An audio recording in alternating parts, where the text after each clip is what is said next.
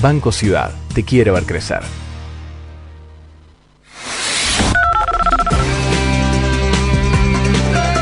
Los teléfonos de AM 1010 Onda Latina son 4372-2841, 4372-3061.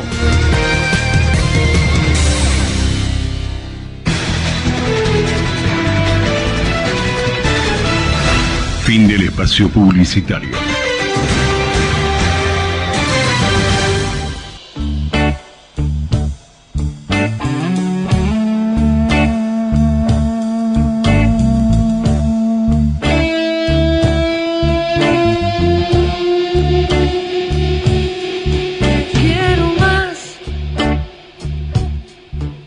Quiero más que un país agobiado que no puede salir a vivir, que se agarra la cabeza y se asusta y solo piensa en huir, sobrevivir. Quiero más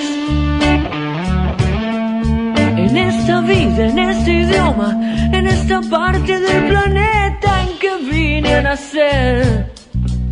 No soy mejor ni soy peor que los demás, solo lucho por dejar de correr hacia atrás. Quiero más que este andar miserable a 1 centímetro del suelo por no poder subir y usar una lamparita por la cuenta de la luz y morirnos por brillar como el sol. ¿Quién pagará todas las ideas? ¿Quién compra hermosas canciones y puede despejar su cabeza y en la noche inventar un simple poema? Amigos, muy buenas tardes. Hoy es 14 de marzo del 2017.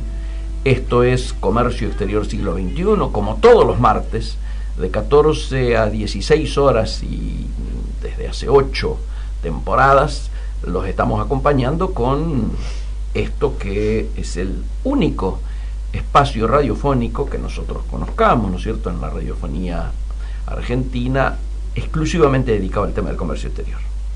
Y ustedes habrán visto en los avances en las redes, trabajamos mucho con las redes y ustedes interactúan mucho con nosotros. De alguna manera en el editorial yo había puesto marzo caliente en año electoral. ¿Qué significa esto? Obviamente cuando hablamos de marzo caliente no estamos hablando de las temperaturas térmicas del clima, ¿no es cierto?, sino que estamos hablando de la economía, de la política, de las relaciones internacionales, del conjunto de elementos que hacen a la cotidianeidad, ¿no es cierto?, de el accionar de ustedes y sus empresas en todo lo que tiene que ver con el entorno, diríamos, en el cual desarrollan sus negocios. Y es obvio de que se nota, yo diría, muy evidentemente, algo que nosotros veníamos aseverando prácticamente desde fin del año pasado, ¿no es cierto?, que es que todas las decisiones, todos los hechos, las interpretaciones, las medidas que se toman y las que no se toman, tienen que ver con esto de la, diríamos, mirada electoral de este 2017. Y por eso decíamos, este marzo caliente, ustedes fíjense la sucesión de hechos que tienen que ver con lo económico, que tienen que ver con lo político, que tienen un costado policial, que hasta los hechos tremendos como los ocurrido este fin de semana ahí en Olavarría, ¿no es cierto?, en el concierto, algunos dicen el último del Indio, hasta esos hechos aparecen teñidos de la política y teñidos de la mirada electoral. Luego vamos a tocar seguramente con más detalle este concepto en relación precisamente a algo que en principio y a priori no tendría nada que ver ni con la economía, ni con la situación internacional, ni con la política, y que sin embargo aparece atravesado por ella. Cuando hablamos de marzo caliente, obviamente hay dos hechos que son hegemónicos en este análisis. El primero, marzo está identificado con el fin de las vacaciones y el inicio de las clases. Las clases no han empezado de manera normal y natural, tal cual lo espera y lo planifican las familias argentinas.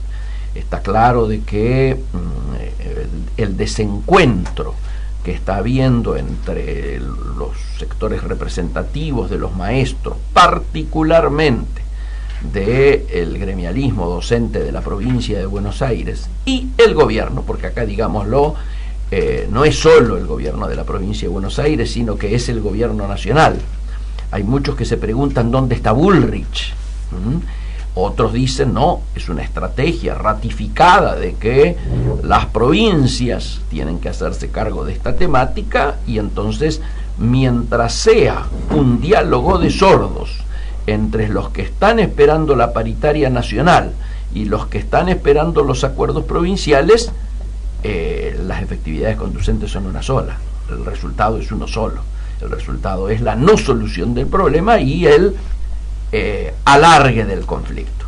El segundo elemento que hace a este marzo caliente tiene que ver con lo que ahora sí parece que tiene fecha, que es el paro de la CGT, es decir, lo que fue la marcha la semana pasada, semana caliente sí las hubo, la semana pasada, y el paro, que precisamente fue uno de los elementos emergentes más fuertes, que de alguna manera tiñeron, ¿no es cierto?, la marcha anterior, donde, por lo que se vio, el gran conjunto de quienes se habían movilizado lo habían hecho no para escuchar discursos de oradores, sino básicamente para enterarse de la decisión de un paro nacional, el primero al gobierno de Cambiemos, que fuera decretado por la propia CGT.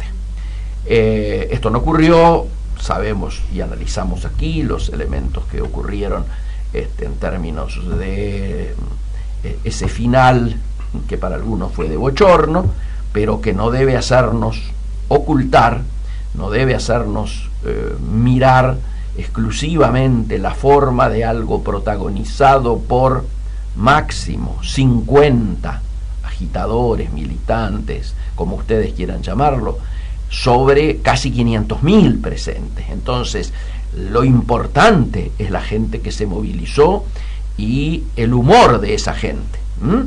Lo secundario es lo que más espacio apareció ocupando en los diarios después, particularmente los diarios, yo diría, más cercanos al gobierno nacional, que por supuesto pusieron el acento en este episodio final, cuando ya la cúpula de la propia CGT se había retirado por las buenas, o se había retirado también con algún grado de escándalo, corrida por la misma gente que luego tomara el palco del que estamos hablando, ¿no es cierto?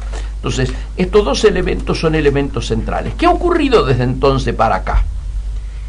Y desde entonces para acá, evidentemente, ha habido algunas reacciones que marcan que, por supuesto, los hechos de la semana pasada no fueron en vano, particularmente los hechos vinculados al gremialismo, a la CGT. En cambio, pareciera que la tosudez está siendo lo hegemónico en el vínculo dirigencia docente-gobierno. ¿Cómo se manifiestan estas reacciones? Lo primero, una importante, yo diría, conferencia radial, creo que fue radial, televisiva, del presidente de la Nación con Majul, donde tuvo un reportaje, yo diría bastante a calzón quitado, que a mucha gente dejó en offside, particularmente aquellos que casi, yo diría, como diríamos en el barrio de manera hortiva, defendían a capa y espada o trataban de defender a capa y espada el episodio del correo, y el propio presidente le dijo: señores, yo me equivoqué, reconoció que sabía. No sé qué dirá ahora, por ejemplo, el ministro Aguad, que en todo momento aseveró que el presidente no sabía, que primero no sabía nadie, después le había dicho al pasar a Marcos Peña, después, bueno, etcétera, etcétera, etcétera. Ya conocemos la historia. El presidente dejó a todos en offside, ¿no? Dijo: yo sabía, nos equivocamos, y obviamente se despegó fuertemente de ese hecho, y anunció, ratificó que se va a legislar en todo aquello que tenga que ver con situaciones contradictorias de intereses o de intereses contradictorios entre funcionarios, parientes y el Estado, adelantándose a lo que seguramente el Ejecutivo pensaba enviar. En el día de ayer, el senador Cobos, repito, el senador Cobos, no un opositor, presentó un proyecto que precisamente tiende a dar una salida desde lo legal, desde lo legislativo, ¿no es cierto?, a este episodio tan difícil. El segundo elemento que tiene que ver con la reacción y con que no se hacen los distraídos con lo ocurrido en la movilización importante, ¿no es cierto?, del sindicalismo argentino, es las reuniones. Primero, el intentar debatir alrededor de los números, las quejas, los motivos esgrimidos para la marcha. Lo dijimos aquí el martes pasado. No es un elemento menor que la primera marcha del sindicalismo argentino, que no va a Plaza de Mayo, que no va a Congreso, que no va a la CGT, sino que va al Ministerio de la Producción, sea la que acaba de ocurrir. Es decir, la elección del Ministerio de la Producción como destino de la marcha es claramente poner el acento en lo que el sindicalismo entiende son puntos flojos, puntos débiles, puntos que originan,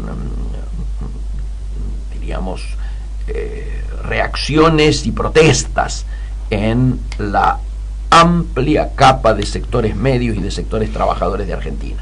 ¿Cuáles son esos dos elementos? Uno, yo creo que claramente hay un acierto en la elección.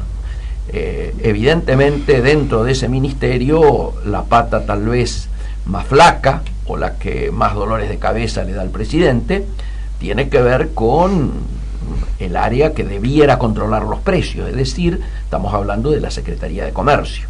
Está claro que si hay algo que le cambia el humor a los argentinos es cuando van al supermercado y pasan las odiseas que pasan en relación a los precios, o a tratar de aprovechar todas y cada una de las ofertas vinculadas a precios y a cantidades vinculadas a precios que le permiten llevar a precio unitario menor los productos de oferta.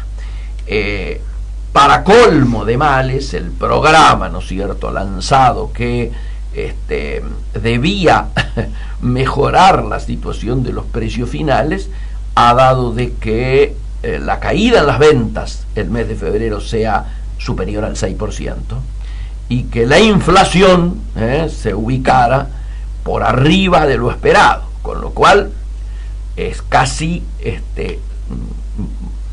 conseguir los resultados opuestos, exactamente opuestos a lo que se buscaba.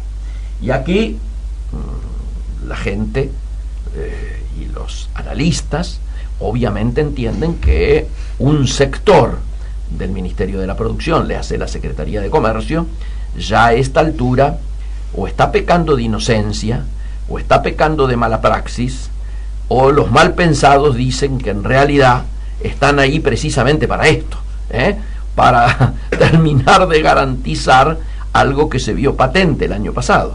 Los dos sectores más beneficiados durante el año pasado fueron los bancos, o sea, el sector financiero, y el sector de los supermercados.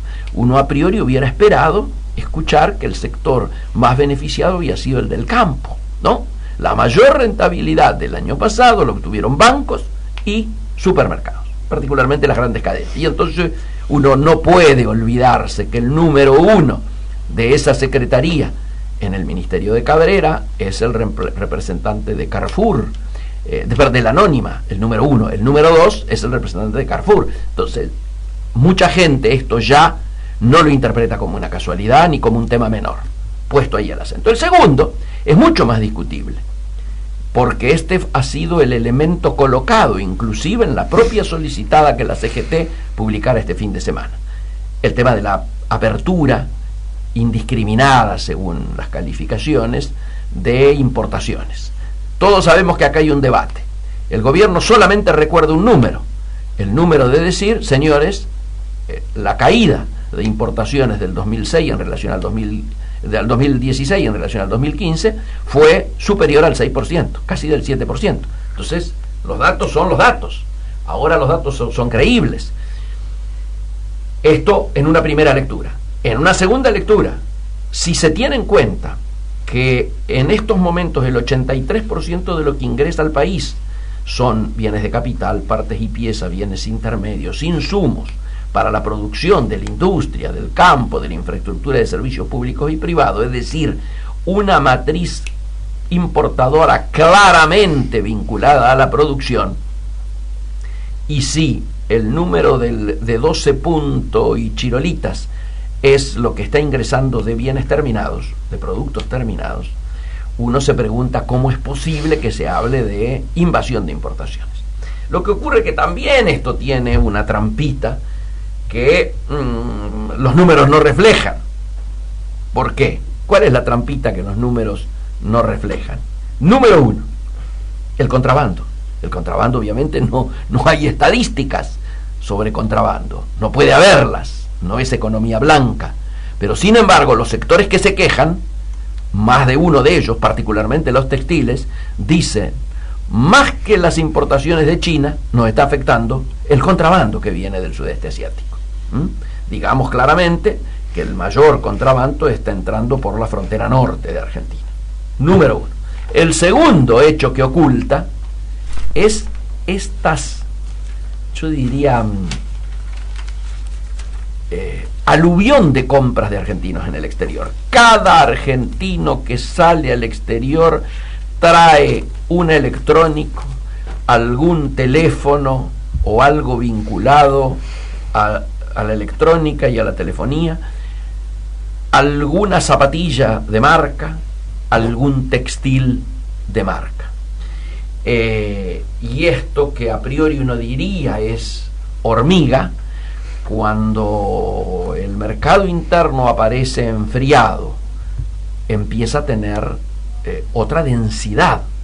Entonces la queja, sin justificar por supuesto a la queja de la CGT, estamos diciendo de que hay elementos no reflejados en la respuesta que da el gobierno. Y esto se va a ver en otra de las reacciones que ha habido vinculadas precisamente a la marcha y a los argumentos utilizados para la marcha, que es que el gobierno, justamente en una suerte de implícito reconocimiento, comienza a reunir mesas sectoriales. Y vamos a tener anuncios en el día de hoy, vamos a tener anuncios en el día de mañana, va a haber acercamiento de posiciones entre los sectores vinculados a la industria, a los trabajadores de determinadas ramas. De la primera que vamos a tener noticias, sin duda, es de la industria automotriz. Allí vamos a tener un acuerdo donde el sector del trabajo, junto al sector empresarial y al gobierno, van a definir algún tipo de pautas y de metas. Por otro lado, se habla ya de que tanto en el sector textil como en las mesas del sector calzado, como en la de los juguetes, léase los tres sectores denominados sensibles, se habrían acordado actualizar nuevos topes de montos de importación. Es decir, si bien todos estábamos anoticiados, y lo hemos comentado en este micrófono, que las importaciones se encontraban topeadas, así se dice técnicamente, es decir, determinadas posiciones arancelarias tienen topes de importación anuales. y cuando usted excede ese tope, no le aprueban más una licencia. Si bien legalmente tendrían que hacerlo, y esto está generando además algo que ya pensábamos superado por la historia, que es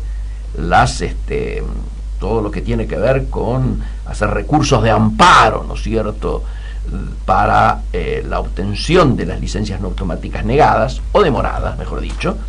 Esto se está dando. Entonces, hablamos de que las mesas sectoriales empiezan a funcionar, hablamos de que vamos a tener novedades esta semana, todo en aras de qué, y en aras de que la cúpula de la CGT tenga elementos como para decir el paro anunciado, aparentemente ya de manera firme para el día 6, puede ser levantado porque se ha obtenido tal o cual avance, tal o cual acuerdo.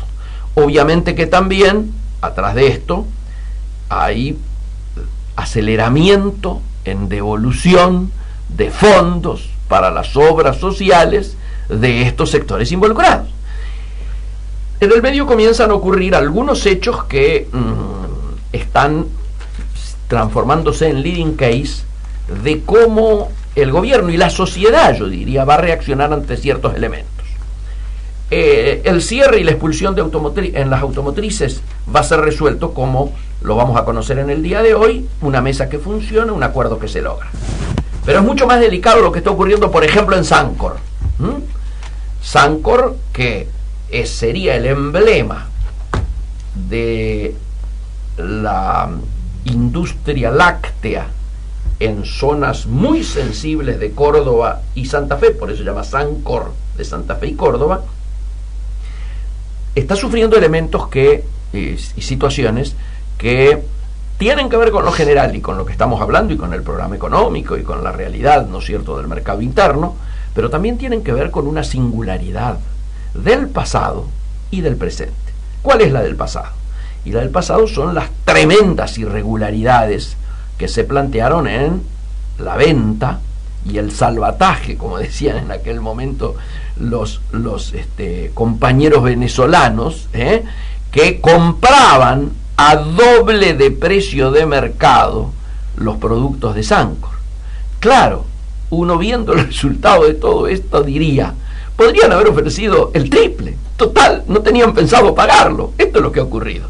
El gran endeudamiento y la situación de dificultad por la que atraviesa Sancor esencialmente tiene que ver con la pérdida de activos y el no cobro de acreencias que tiene con el fondo fiduciario que se había armado al efecto entre Argentina y Venezuela.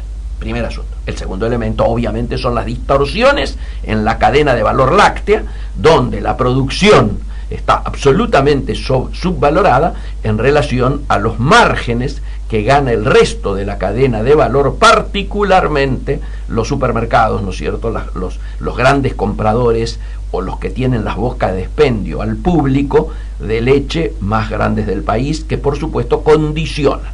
Ahora se está planteando que hay que agregar a esto distorsiones propias de la empresa. Un salario medio en Sancor supera los 40.000 pesos. Hay rumor que dicen que la media estaría cercana a los 70.000 pesos. Hoy, obviamente, no hay rentabilidad que pueda alcanzar en una situación así. Igualmente, hacemos votos, esperamos que se llegue a una solución. En el día de hoy habría noticias porque hubo una propuesta del gobierno y de los trabajadores a la empresa para que efectúe racionalizaciones necesarias para evitar la expulsión de aproximadamente 1.000 trabajadores. Nos parece importante parar aquí, redondear con estos temas que hacen a las realidades más con nombre y apellido, ¿no es cierto? No generalizaciones, las que tienen más que ver con nombre y apellido. Y por eso decimos, este marzo, que todavía no ha terminado, que sigue caliente, en las próximas semanas nos va a mostrar si el gobierno logra domar este potro, ¿no es cierto?, de la manera en que muchos sectores y amplios sectores están esperando, o continúa siendo posiblemente uno de los marzos más calientes de los últimos tiempos. El martes que viene vamos a pasar en limpio y a lo mejor luego en la segunda hora, cuando analicemos la política general con nuestro invitado de la tarde de hoy, podamos afinar un poco análisis vinculados a todo esto que yo les he estado contando en esto que ha tenido la aspiración de ser una suerte de nota editorial. Hacemos un pequeño intervalo y volvemos con nuestra histórica columna A sus marcas.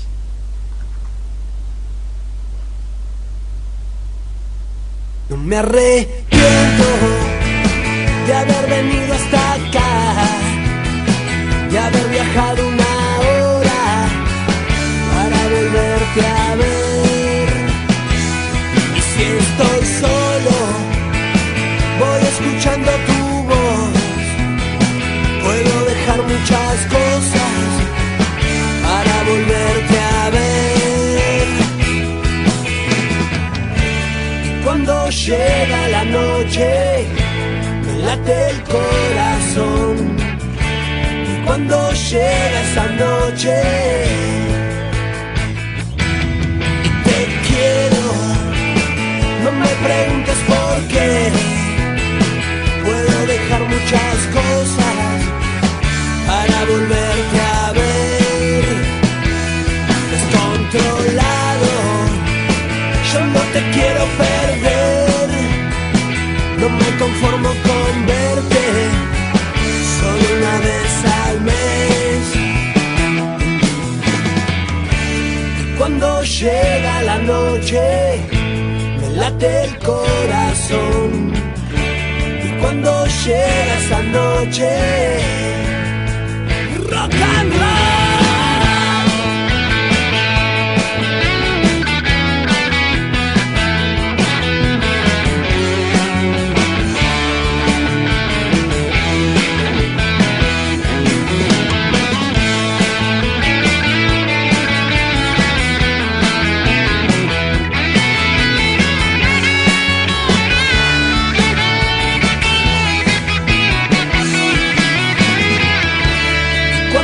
Llega la noche, me late el corazón. Y cuando llega esa noche,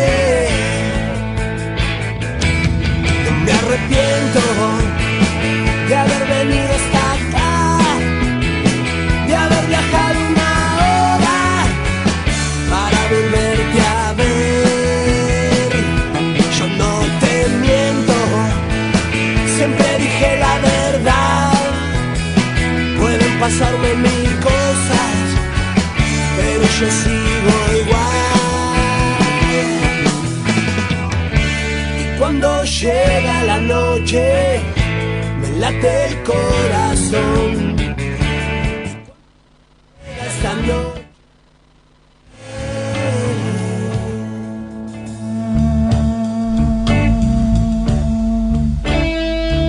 volvemos entonces con Comercio Exterior Siglo XXI, y aquí a mi derecha y a mi izquierda Héctor Zavala, el inventor de esta columna, A sus marcas, y Juani Ponce. Señores, muchas gracias. Vos dijiste que algunos temas que tocaste en el editorial lo íbamos a volver a tratar.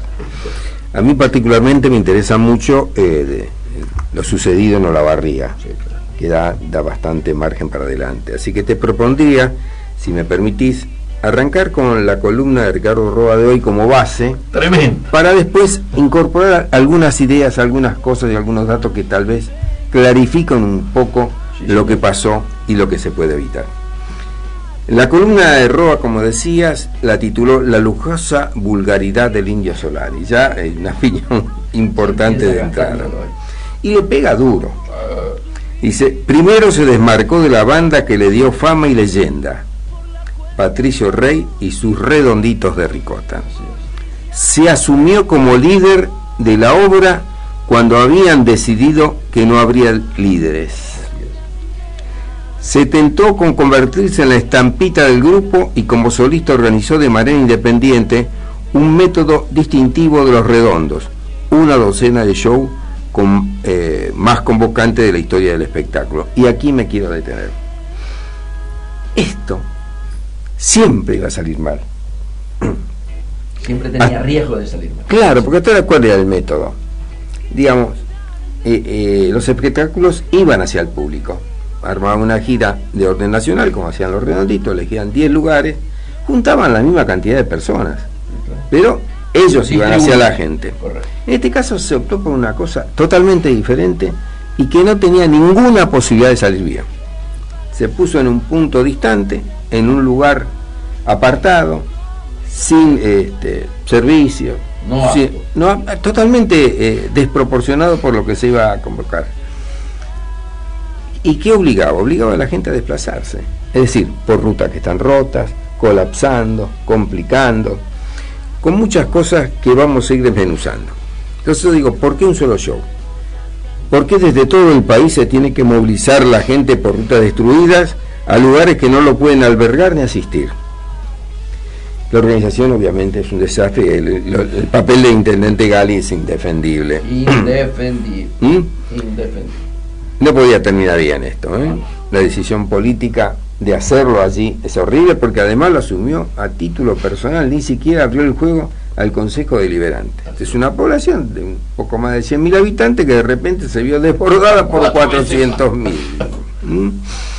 Dice Roa, ¿por qué lo hicieron? Para mejorar margen, para tener una mejor relación de costo-beneficio, alquiler de lugares lejanos y muy baratos, venta indiscriminada de tickets, negociación mano a mano con intendentes para imponer condiciones y evitar pagar impuestos y casi nula inversión en seguridad. La seguridad fue espantosa, no cerraba por ningún lado. Esto no es inocente.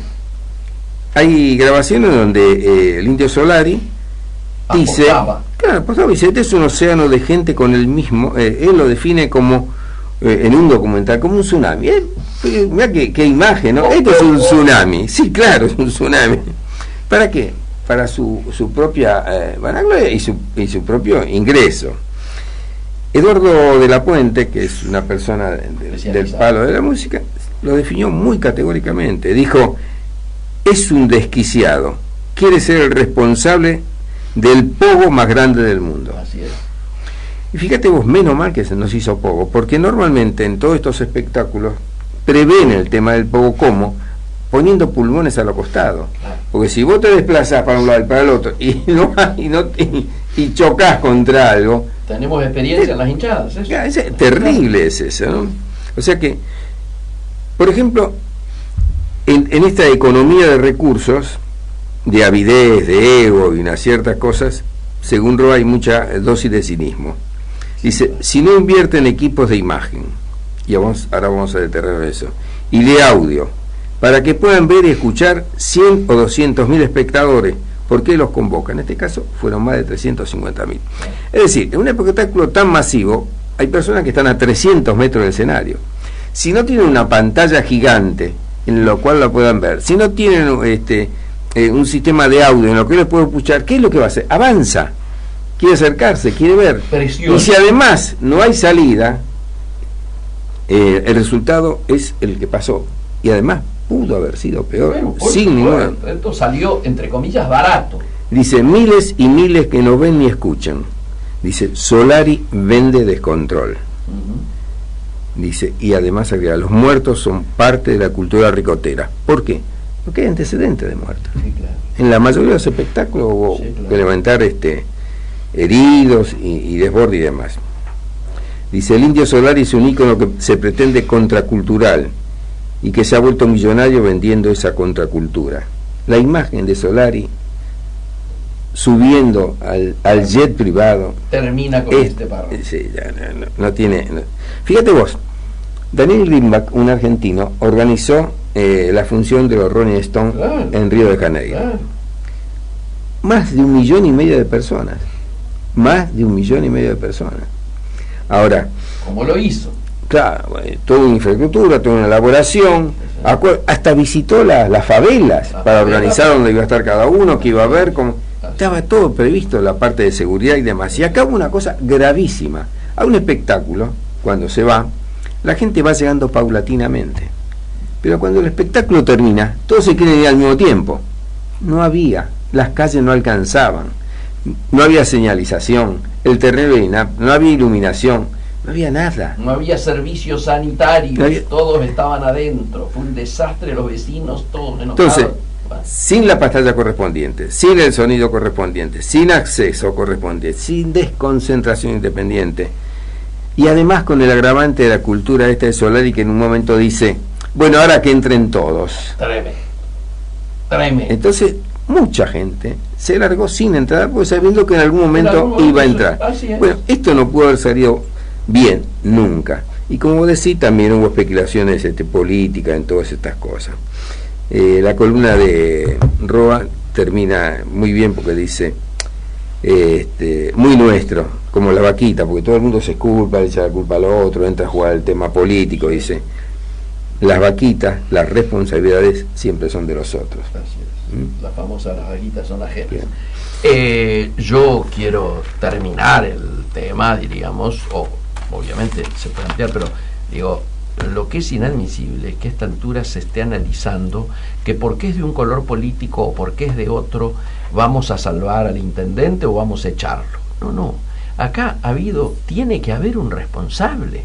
No puede ser que habiendo cometido los errores que ha cometido este hombre, teniendo el antecedente del histórico intendente Helio Echeverri, que había pagado un precio político monstruoso, todavía se encuentra en YouTube los videos que le dedicó la banda en aquel momento, Patricio Rey y los Redonditos, cuando fue impedida de llegar, teniendo más cerca, más acá, la resolución del intendente radical de Tandil, que les dijo, señores, no, acá no, lo iban a hacer en el hipódromo, que era un lugar mucho más propicio en cuanto a cantidad y acceso. Y además la dimensión entre el Tandil y Olavarría. Claro, bueno, le dijo no. Sin embargo, este intendente, joven, yo digo inexperto, no lo vamos a mirar mal en términos de pensar que haya habido coimas o lo que sea, pero si no es así, o aún así, es de una irresponsabilidad supina, y obviamente el Consejo Deliberante, no quiero pensar, debe estar trinando, porque además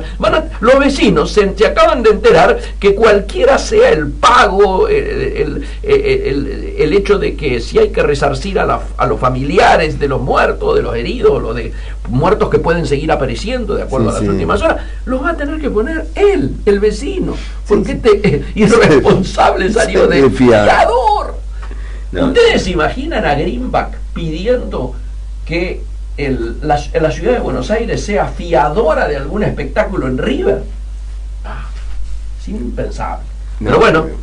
Y fíjate vos que en la entrada decía, usted sabe al espectáculo que viene, usted es responsable de lo que puede pasar. Un disparate, como diciendo, usted vive en la ciudad de Buenos Aires o en tal provincia o en tal localidad, si sale a la calle sabe lo que puede pasar.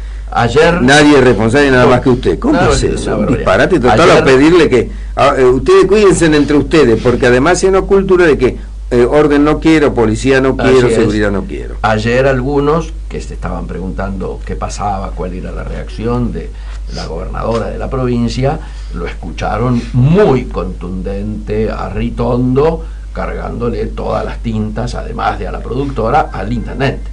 Obviamente despegando el gobierno provincial del gobierno local muy rápidamente, ¿no? ¿Qué te parece si lo hacemos trabajar un poquito a Juan y Ponce? Que porque hoy en un momento sacó la vista del smartphone, por supuesto la fijó en otra pantalla como corresponde, estaba denso. De manera que vamos al otro tema del día, tema de primera plana. ¿Sigue Fútbol para Todos? No, es otra cosa. A ver cómo es eso. No, claramente no. Lo del Fútbol para Todos igual se sabía hace bastante tiempo que no iba a seguir, pero sí, la noticia del día es que la transmisión televisiva del fútbol argentino queda en mano ahora de las empresas estadounidenses Fox y Turner, que se fusionaron al efecto. Exacto, y nada, que bueno, fue la que ganó en esta ocasión, y que se te va a transmitir ahora el fútbol argentino por 3 canales. Fox HD, que ese ya estaba, uno nuevo de Turner van a ser 2 canales nuevos, porque uno de Turner que ahora no está en hasta ahora nombras 2 de televisión por cable, paga. Sí. Y otro nuevo que va a ser AFA TV HD, que esos serían los 3 canales nuevos, pero también resta ver qué pasará con Teis Sport, qué pasará con ESPN y qué va a hacer con toda esta situación. Para ver fútbol en los 3 canales que mencionas hay que pagar. Y en los 3 canales, que exactamente, sí, son 3. Se acabó el son 3, fútbol se acabó, para todos. se acabó el, claro, no, el fútbol para todos no. Esto en el mundo, ¿cómo es? No, en el mundo, El eso que sí, quiere ver paga. eso sí, es paga, sí. Claro, porque yo me preguntaba, está bien, dice, poco menos que lo comparaban algunos como el relator militante como si fuese un derecho humano. Yo decía, bueno, pero yo en lugar de fútbol para todos quiero teatro para todos, o cine para todos, o libros.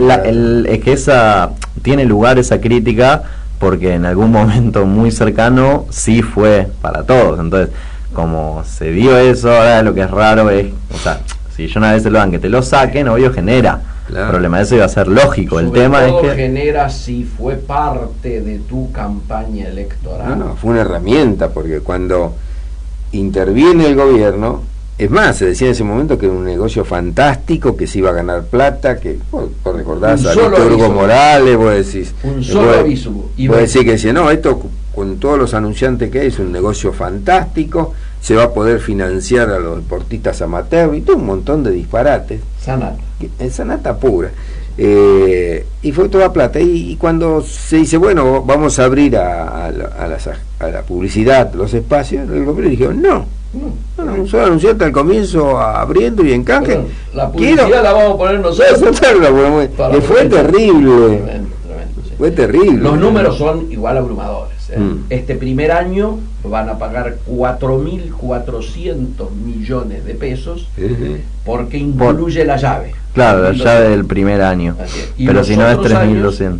Los otros años 3.200 millones. Y acá todo el mundo, ¿y qué gana la AFA? Y gana porque va a negociar el nombre del torneo. Por ejemplo. Y hablan que estos son 200 millones más. De cualquier manera, yo tengo la sensación, así como está organizado el fútbol argentino, y Juani no sé si coincide, era un barril sin fondo. Y totalmente, no, obvio, no salía respuesta por ningún lado. No solo gana eso que decís, sino poder empezar, ¿no? con todo esto y poder definir de una vez por todas la situación que era pura espera, pura expectativas y nada. Con esto, la política online dice que el grupo Clarín va a dejar sin efecto un juicio que tenía contra la AFA, mediante esta... Un juicio no menor, Sí, no, obvio. Era un paquete grande eso. Y totalmente. Porque eso era de la rescisión de lo que estaba, del sistema que estaba, cuando empezó Fútbol para Todos. Sí, en realidad esto lo garantiza Fox y Turner, que te dice, garantizan que se retira el juicio contra AFA que venía llevando torneos y Triza. Por la finalización anticipada del contrato que estaba suscrito. Pues había un contrato que se rompe unilateralmente y chau, que pague, bueno, que pague. Igual que IPF. Y esto no era poco, eran 8.000 millones de pesos. 8.000 millones de pesos, es la danza de la fortuna. Estos 2 canales nuevos se van a agregar a la grilla de Cablevisión, Telecentro y DirecTV. El tema es dónde, o sea, en qué canal, reemplazando qué número, en qué canal. O agregando. No, sí, agregando, pero sobran números, sobra, ¿no? Sí. No, pero me interesa porque lo que pasa es que igual cómo sostenerlo, pero podés poner 900 canales. Sí, y lo bueno aparte es que ahora con eso del número no hay tanto problema porque tanto Cablevisión como DirecTV tienen esas divisiones según tema, ¿viste? Deportes o canales HD que también los va a incluir. Y bueno, hay que ver si esto trae un peso político o no. Yo creo que por cómo se fue dando todo, yo creo que se fue como aliviando el tema de que no es fútbol para todos y el eje empezó a pasar más por qué desastre la AFA, cómo puede ser que no comience. Por otra parte, la audiencia no era tan masiva, estaba muy fragmentada, había partidos que lo veía muy poca gente. Bueno, ahora también va a seguir ocurriendo porque van a pasar todos. La condición es que todo partido pero que se juegue es que eso, ahí sí sería mucho peso político si no pasan todos. Eso más vale que tiene que pasar todos. Si no, es como volver a la época de fútbol de primera, Canal 13. No, eso seguro que no. Pero bueno, veremos cómo pensará, expectativas. A mí me interesa tal vez ver cómo se desenvuelve, ¿no es cierto? ¿Cómo tienen pensado el tema publicitario? O sea, ¿cómo entran las marcas en esto? Si es como cualquier canal común, porque en los canales de cable la publicidad es bastante más restringida. Eso eran los orígenes, ahora hay tanta publicidad. No, hay publicidad, pero quiero decir, ayer veíamos Intratables. Sí. Las tandas de Intratables son una cosa... Sí, son 12 minutos por hora. Una locura. Bueno, pero los y en algunos casos de euforia prefieren pagar la multa y pasarse de los 12 minutos. Claro, en el cable hay un minuto menos, creo. Mucho menos. Yo noto menos. Sí, lo que hay muchas promociones, no hay publicidad, pero a lo mejor en la misma tanda te ponen 3 veces la misma promoción de un programa. De un programa, sí, eso. Sí. Pero para mí, cuando ponen promociones de programa es porque no tienen vendida publicidad. Claro, exacto. Por eso, quiero ver cómo termina desarrollándose esto. Es decir, ¿qué va a ser? No conocemos qué va a ser Adidas, qué va a ser Nike, qué van a ser los grandes jugadores deportivos en esto, ¿no? No, y las bebidas, el consumo masivo. La bebida, todo lo que es consumo masivo. Es decir, hay una fuente masivo de ventas importante. Y yo no sé también si las empresas estaban expectantes, estaban preparadas o no, porque digo, cuando uno hace los presupuestos anuales, vos tenés ya determinado, divisoria entre tal va acá, tal va allá, tal va allá. Y ahora te aparece esto nuevo. Pero no es tan nuevo, ¿no? Un poco se veía venir. Yo creo que tan nuevo no es. Aparte, yo creo que este escenario, Max, las agencias de publicidad sí, y las divisiones publicitarias de los productos era un escenario que ya lo tenían que imaginar.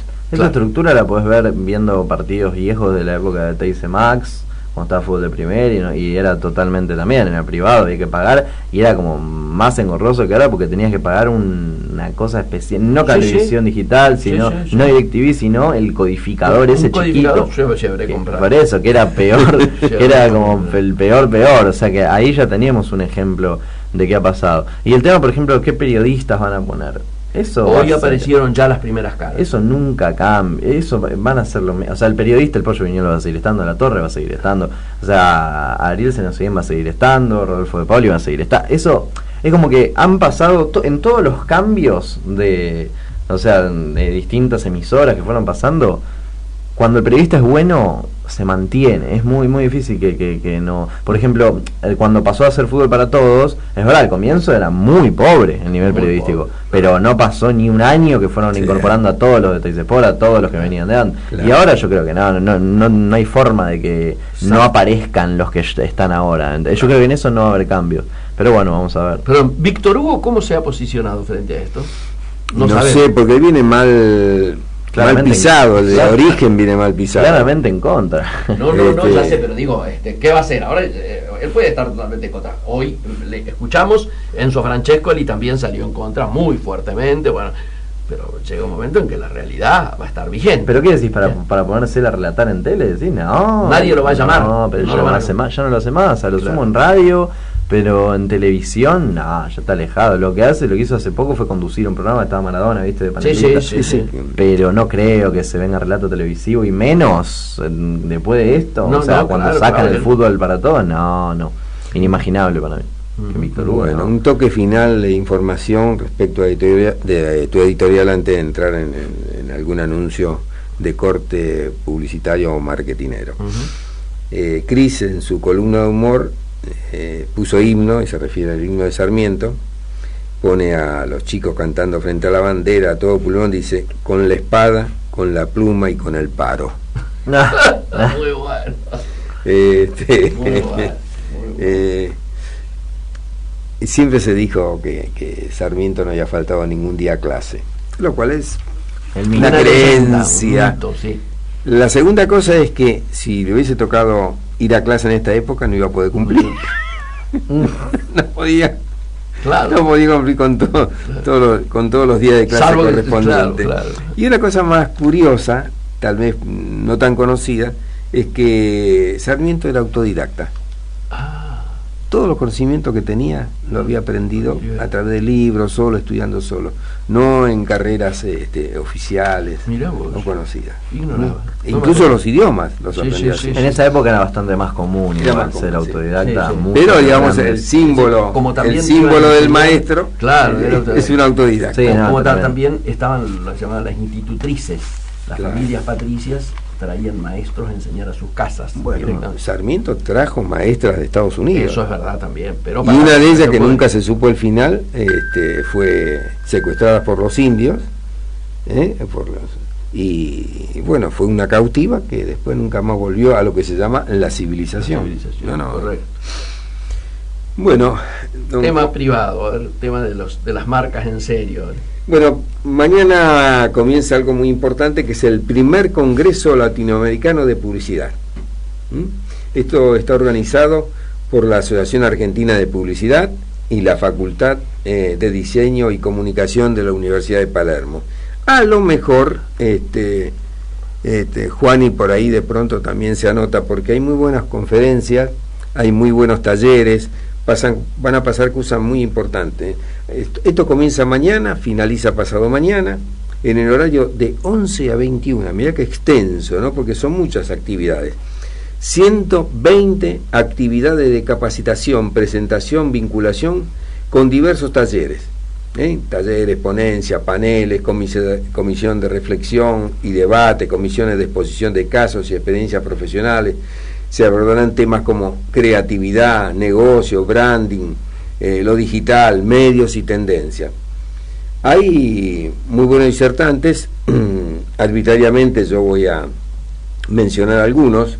El primero, Martín Mercado, titular de Mercado Macán, y es el creativo que...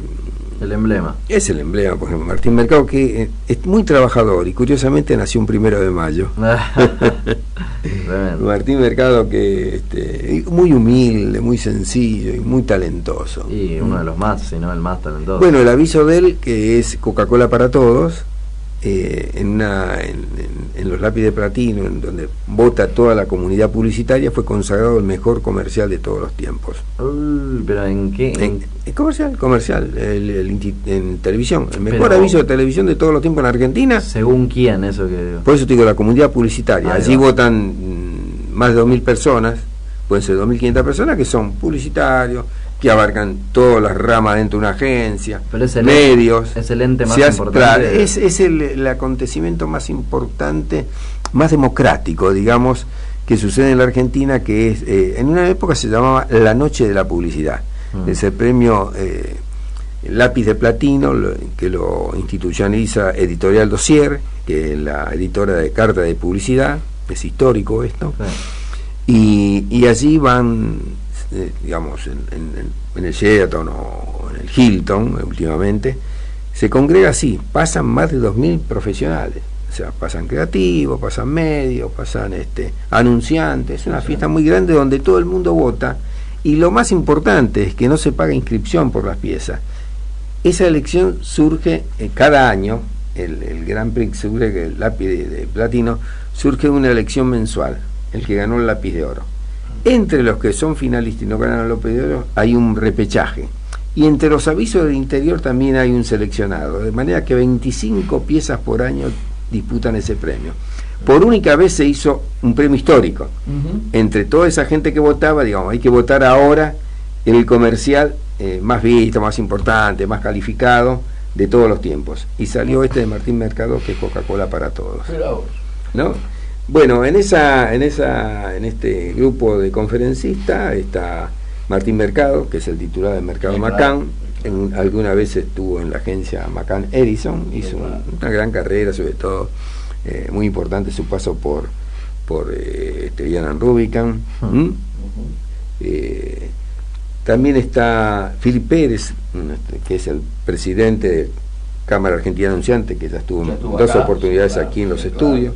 Jorge Martínez, que es el editor y director de Adlatina. Adlatina es el medio online más importante de publicidad de la región.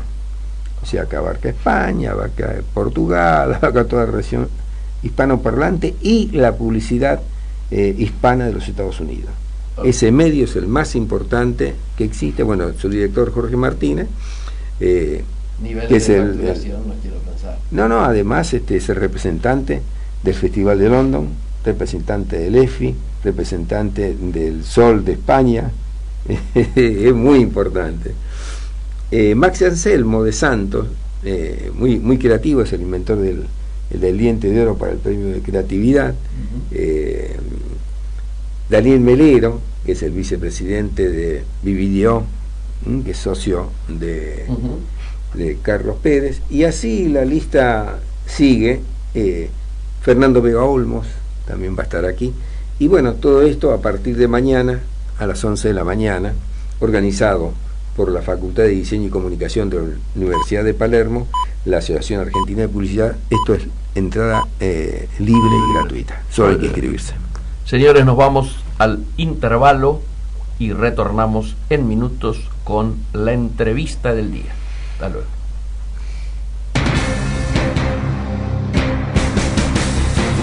Desde la ciudad autónoma de Buenos Aires transmite AM 1010 Onda Latina. Sonido e imagen hacia los 4 puntos cardinales del planeta Tierra.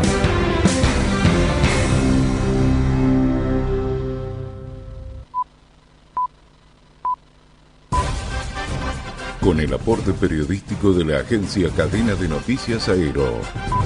AM 1010 Onda Latina presenta la información destacada de la hora.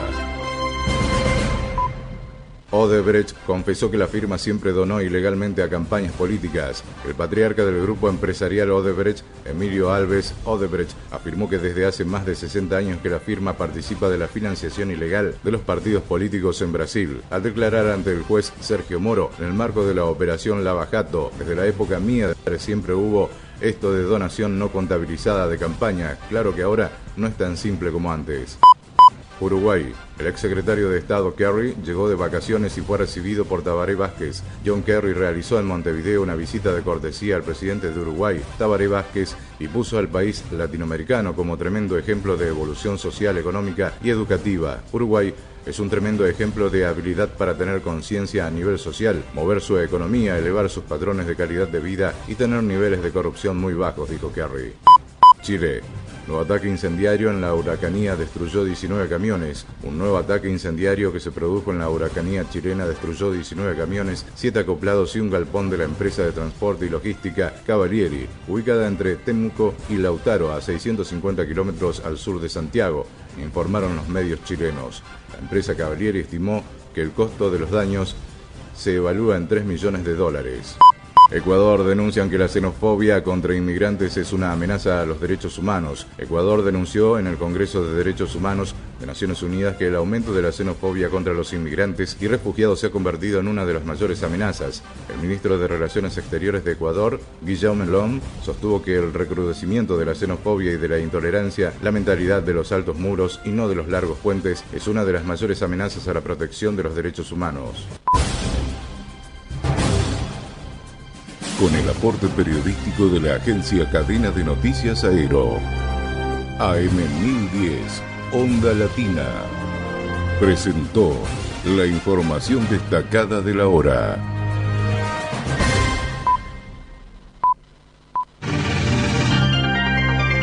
Espacio publicitario. ¿Sabes por qué es importante que nos miremos? Porque cuando nos miramos, nos damos cuenta de que hay otras personas a las que tenemos que respetar. Ya sea en auto, moto o bicicleta, miremos antes de cruzar una esquina y démosle el paso a los peatones. Miremos más. Buenos Aires Ciudad. Vamos, Buenos Aires. Ahora te podés descargar a tu celular nuestra aplicación desde Play Store. Búscanos como AM 1010 Onda Latina y escuchanos estés donde estés. ¿Sabías que podés tener el Banco Ciudad en tu celular? Hacé transacciones, localizá cajeros, pagá todo, recargá tu celular. Nueva banca móvil del Ciudad. Bájate la app y disfruta. bancociudad.com.ar. Banco Ciudad, te quiere ver crecer. El cáncer se puede prevenir, tratar y muchas veces curar. El 40% de los cánceres pueden prevenirse adoptando hábitos saludables, como no fumar, reducir el consumo de alcohol, llevar una dieta balanceada y hacer ejercicio físico. Para detectar tempranamente el cáncer de mama, las mujeres a partir de los 50 años deben hacerse revisar sus mamas por un médico y realizarse una mamografía. Más información en salud.gov.ar. Agreganos a Twitter, @Radio AM1010 o a Facebook, facebook.com/AM1010 Onda Latina.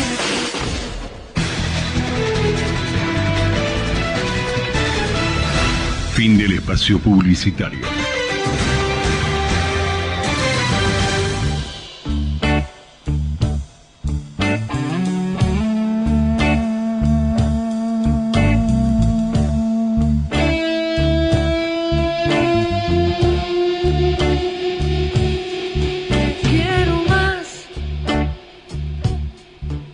Quiero más que un país agobiado que no puede salir a vivir, que se haga. Amigos, retomamos Comercio Exterior Siglo XXI. En estudio son las 15:05 y hoy, como ustedes saben, es 14 de marzo del 2017. Ustedes saben que a través de las redes sociales vamos avanzando por un lado y por otro lado vamos interactuando con los oyentes que participan y replican y retuitean y también ponen me gusta en las redes o en Facebook o nos van indicando un poco cómo reaccionan ante lo que vamos anunciando. De alguna manera, como siempre decimos, tratamos de traer protagonistas. Si hay alguien que fue protagonista en las últimas horas en la televisión argentina, en el mundo político de la televisión argentina, obviamente ha sido Juan Manuel Casella, que en el día de ayer, diríamos como a lo mejor en el fútbol se diría, se comió la cancha, ¿no, Zavala? Exactamente. En lo que se llama este programa, ¿no es cierto?, con tanto rating, el que más rating político tiene en la noche argentina, semanalmente, que es Intratables, ahí con Santiago del Moro. Si todo anduviera bien, justamente su protagonista, Juan Manuel Casella, debiera estarnos escuchando. ¿Es así, Casella? Sí, escucho un poco bajo simplemente. Vamos a darle mejor retorno, de manera tal de que escuches mejor. A ver ahora. Ahora mejor, sí. Magnífico. Casella, primer asunto, obviamente te estamos llamando por lo que está pasando en el país. Este es un marzo caliente, en un año electoral, no me parece casualidad con los temas con los que te abordaron ayer. Tienen que ver con una faceta, ¿no es cierto?, de una etapa de tu vida política que fue haber sido honrado por el presidente Alfonsín como ministro de Trabajo, y te tiraron ni más ni menos que los dos temas más calientes de la política argentina en este momento, como es el tema de la crisis en la educación, que ha impedido que a casi 10 días, ¿no es cierto?, las clases no hayan empezado aún, y por otro lado, el ahora, con fecha, anunciado paro de la CGT para el próximo 6 de abril. Yo diría, vamos a empezar de lo general a lo particular, por lo tanto me gustaría una reflexión en la línea de lo que habíamos hablado, de lo que hablaste anoche. Seguramente para el que no te haya escuchado va a ser una novedad para nosotros, a lo mejor es reforzar algunas de las cosas que tan bien expusiste ayer. Bueno, el tema más perceptible en estos momentos es la huelga de los maestros, fundamentalmente en la provincia de Buenos Aires. En ese sentido digo, primero, yo no tengo ninguna duda que los maestros tienen razón cuando reclaman un mejor salario. Es obvio que en la sociedad argentina la remuneración de los maestros deja que desear, no es proporcional a la tarea que ejecutan, y por lo tanto el reclamo es legítimo. Segundo, ese reclamo debería buscar, me parece a mí, otros caminos distintos del que tiene hasta ahora, porque realmente el hecho de que los hijos de los niños de la provincia de Buenos Aires estén sufriendo la carencia de clases es realmente deplorable, lamentable, porque por dos razones. La escuela pública en la provincia de Buenos Aires, generalmente, y especialmente en el Gran Buenos Aires, está destinada a atender a los hijos de las familias de menores ingresos. Claro. Por lo tanto, pierden clase los sectores que más necesitan formación y acompañamiento del Estado. En segundo lugar, no se olviden que en las escuelas públicas bonaerenses muchas veces la asistencia alimentaria es también un elemento fundamental del proceso de inserción escolar. Así es. Y bien, en ese sentido, la huelga docente también perjudica a las familias que, reitero, son las de menores ingresos. En segundo lugar, y esto me parece que es fundamental, la carencia de conocimiento, la pérdida de días de clase es irreversible. No hay manera de compensarla posteriormente. No es cierto que después se dispongan más días de clase durante la temporada veraniega o en algún momento. Eso generalmente no se produce, y si se produce no es compensación suficiente. Por lo tanto, me parece que hay que buscar una manera de compatibilizar el derecho de los maestros a tener un buen salario con la necesidad, además del derecho, la necesidad de los niños de tener una escuela que efectivamente cubra sus necesidades. El drama aparece más evidente cuando vemos que en la estadística pública, la escuela pública, valga la redundancia, está perdiendo lugares, está perdiendo alumnos, y esos alumnos pasan a la escuela privada. Seguramente es porque los padres que deciden esa situación hacen el enorme esfuerzo de afrontar el costo que tiene la escuela privada simplemente para evitar que sus hijos pierdan días de clase. Me parece que ese efecto indirecto, que es la pérdida de alumnos por la escuela pública, es también un perjuicio que se vuelve estructural. De manera que a mí me preocupa mucho la cuestión docente. ¿Cómo hace el Estado para pagarle a los docentes lo que estos están reclamando? Bueno, eso es muy difícil de determinar, porque como dijo alguna vez Pepe Mujica, para darle a los maestros hay que saber a quién le sacamos, y eso genera generalmente conflictos de otra naturaleza en un estado al que no le sobra absolutamente nada, como es el Estado provincial. En la provincia de Buenos Aires las necesidades son enormes, las necesidades sin satisfacción son enormes, y por lo tanto el presupuesto provincial está más que acotado, más que limitado. Yo creo que el Estado provincial debe seguir haciendo esfuerzos para encontrar una solución al problema. Me parece que es cierto que hay alguna intencionalidad política, pero con relación a eso yo digo, primero, todo paro es político, es decir, todo paro es una manera de presión para que el Estado tome alguna decisión en algún sentido u otro. Y en segundo lugar, con eso diciendo que es un paro político no solucionamos nada. Ya sabemos que hay sectores del kirchnerismo que están presionando al gobierno, buscando el peor destino para el gobierno. Como van a estar atrás de cualquier conflicto, no veo por qué. Para potenciar. Claro. Pero eso debe estar dentro de las previsiones de cualquier gobernante que sea no peronista. Así es. De manera que eso no es un argumento. Puede ser una explicación, puede ser un detalle, pero no es un argumento tendible. Quien hace referencia hoy a eso con mucha contundencia es nuestro embajador argentino en Estados Unidos, ¿no es cierto? Lustó, que agarra y dice explícitamente: no podemos estar hablando del pelo o del peso de Baradel. Por supuesto, Baradel es un actor circunstancial de una política de algunos sectores del justicialismo que es permanente. Va a cambiar, puede desaparecer Baradel, como en su momento, y lo digo con todo respeto, desapareció Gualdini, pero eso no modifica la técnica que se aplica en ciertos sectores del peronismo, no todos. Es obvio, no todo, la generalización es mala, pero hay sectores del peronismo que creen que cuando otro ocupa el poder los está despojando de algo que les pertenece, y frente a eso reaccionan de esta manera. Pero ese, reitero, no es un argumento, no puede ser un argumento porque es un hecho esperable, es perfectamente previsible. Casela, te saluda Héctor Zavala. Buenas tardes. Zavala? Bien. Esto de la paritaria nacional, que se enarbola como punto central de la discusión, ¿encierra una trampa? Yo creo que la paritaria nacional no es constitucional, en el sentido siguiente: el artículo 5 de la Constitución Nacional establece que la educación primaria es competencia de las provincias.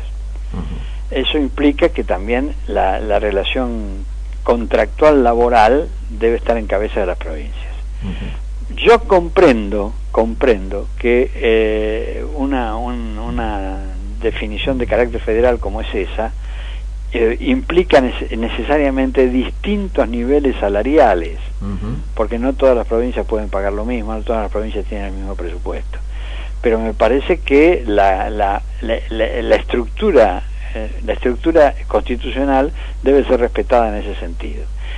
Por otro lado, me parece que la creación de una paritaria nacional de docentes implica el riesgo de transferir al gobierno nacional el costo total del sistema, o por lo menos gran parte del costo parcial del sistema. Y en tercer lugar, me parece que quienes piden la paritaria nacional pueden hacerlo de buena fe para pedir una especie de equidad, de igualación del salario en las distintas provincias, pero también están pensando en lograr una capacidad de presión muy fuerte que los coloque en una buena posición dentro de la estructura sindical de Argentina, ¿no es cierto? Yo cuando mencioné la palabra trampa me refería a que por un lado Baradel reconoce que la provincia, no lo dice con esta palabra, pero sí que reconoce que la provincia no tiene recursos, entonces argumenta que se los pida a la nación, por eso es la exigencia de la paritaria nacional. Sí. Si lo define la nación, se le vienen los gobernadores y dice, bueno, está bien, fenómeno, pero no tengo plata, dame. Claro. Y en eso, y ahí consiste la trampa, me parece. Está bien, pero además de eso, reitero, que la nación se haga cargo del gasto docente de las provincias, no solamente implica una transferencia de recursos muy importante, sino además implica una dependencia adicional de la provincia con relación a la nación. Por eso aludo al régimen federal instalado por la Constitución. Además, una cosa, en una paritaria, ¿quién interviene? El empleador y el empleado. Sí. En una paritaria de docente, ¿quién es el empleador? La provincia. ¿Y quién es el empleado? El docente. Sí. Bueno, me parece que eso es muy claro. Sí, efectivamente. Casella, yendo a implicancias perdón, en este momento no oigo bien. Yendo a implicancias políticas de cómo se está llevando adelante el conflicto.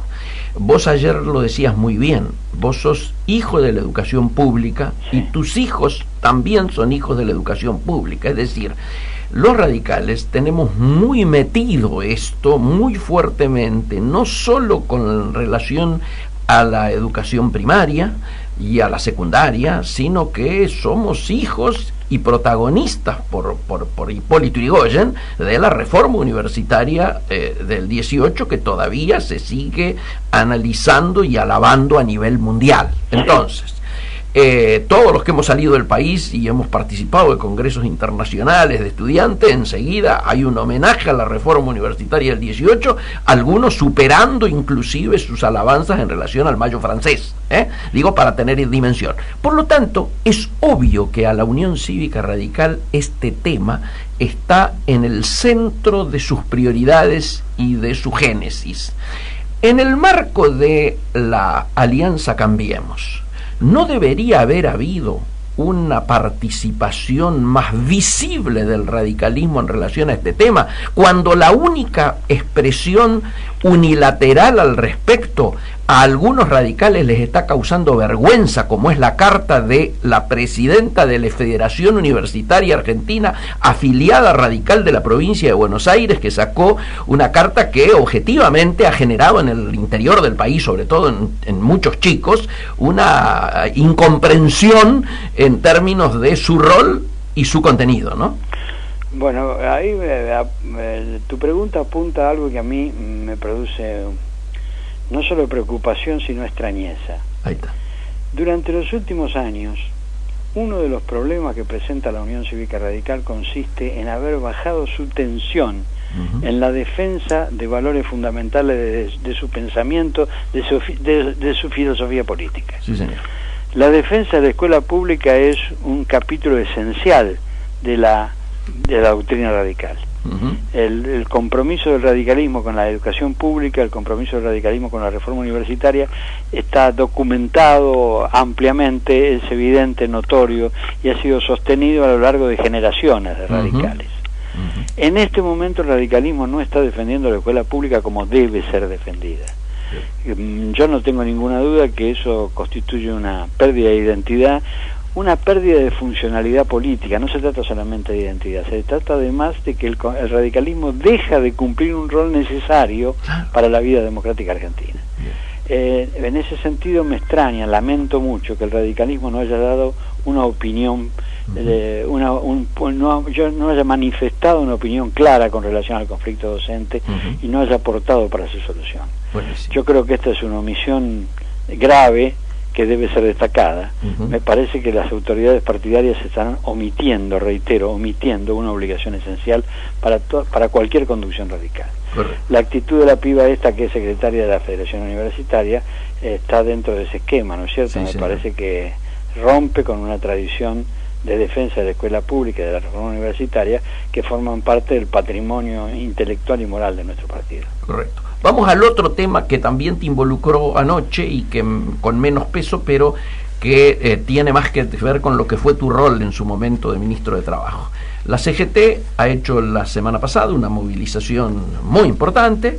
Algunos se dedicaron más a analizar los episodios del final, ¿no es cierto?, protagonizados por una clarísima minoría, y ahora tenemos un paro ya con fecha fijada y las reacciones que el propio gobierno está teniendo, mesas sectoriales, para intentar ver si se puede llegar a modificar esta situación antes de que llegue esa fecha. ¿Cómo estás analizando el tema del movimiento obrero, de sus reacciones y de cómo el gobierno está manejando esta temática? Bueno, a mí me parece que el paro de la CGT, el paro y la movilización promovidas por la CGT, o mejor dicho al revés, la movilización y el paro, la movilización ya ejecutada y el paro que se está anunciando, son también previsibles en el marco en que se desarrolló el año económico 2016. Tenemos que tener en cuenta, primero, que en el 2016 el Producto Bruto cayó 2.3%. Segundo, que la primera parte del año, por lo menos, la inflación estaba rozando el 40% anual. Así es. Tercero, que la inflación más la caída del producto incrementó el nivel de desocupación, incrementó el nivel de pobreza. Está el informe de la UCA que se ha dado publicidad en estos días, que lo demuestra claramente. Por lo tanto, alguna reacción tiene que haber, aun cuando la dirigencia sindical argentina haya mostrado hasta el momento un nivel de tolerancia con el gobierno bastante inédito. Así es. Porque nosotros estamos en este momento, estamos hablando de un paro que se va a hacer en abril del 17. Y Macri asumió la presidencia en diciembre del 15. Así es. Alfonsín tuvo su primer paro general en septiembre del 84, 9 meses después de haber asumido. En ese sentido, me parece que la tolerancia, la receptividad que tuvo el gobierno por parte de la CGT oficial es importante. Absolutamente. En segundo lugar, ¿cómo veo el movimiento obrero argentino? Y lo veo disperso, lo veo dividido. Tenemos hoy la CTA por un lado, la otra CTA por el otro, tenemos a la CGT oficial, tenemos a la CGT de Barrio Nuevo, es decir, tenemos una dispersión en la conducción del movimiento obrero y tenemos una baja representatividad de los dirigentes. Me parece que el movimiento obrero mantiene su capacidad de movilización, pero el triunvirato que conduce la CGT no tiene la autoridad interna que históricamente tuvo el secretario general de la CGT. Eso está vinculado con razones coyunturales, pero también con razones estructurales.